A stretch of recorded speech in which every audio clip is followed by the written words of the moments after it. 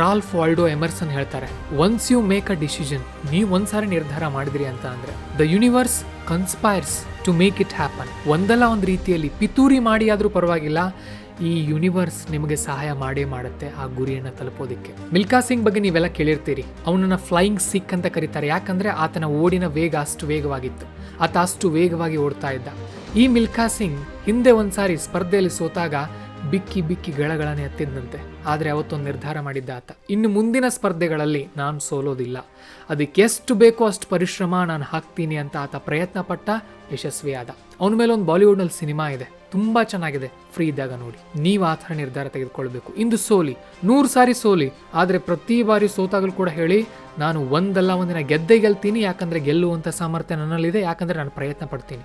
You have to say to yourself, ನಿಮಗೆ ನೀವೇ ಹೇಳ್ಕೊಳ್ಬೇಕು, ನಿಮ್ಮ ಜೊತೆ ನೀವೇ ಮಾತಾಡ್ಕೊಳ್ಬೇಕು. ಯಾಕಂದರೆ ನಿರ್ಧಾರ ತೆಗೆದುಕೊಳ್ಳುವಂಥ ಸ್ವಾತಂತ್ರ್ಯ ಜಗತ್ತು ನಿಮಗೆ ಕೊಟ್ಟಿದೆ, ನಿರ್ಧಾರ ತೆಗೆದುಕೊಳ್ಳುವಂಥ ಸ್ವಾತಂತ್ರ್ಯ ಸಂವಿಧಾನ ನಿಮಗೆ ಕೊಟ್ಟಿದೆ, ನಿರ್ಧಾರ ತೆಗೆದುಕೊಳ್ಳುವಂಥ ಸ್ವಾತಂತ್ರ್ಯ ನಿಮ್ಮ ಪೇರೆಂಟ್ಸ್ ನಿಮಗೆ ಕೊಟ್ಟಿದ್ದಾರೆ.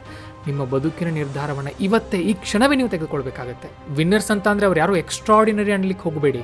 Winners are ordinary people with extraordinary decisions.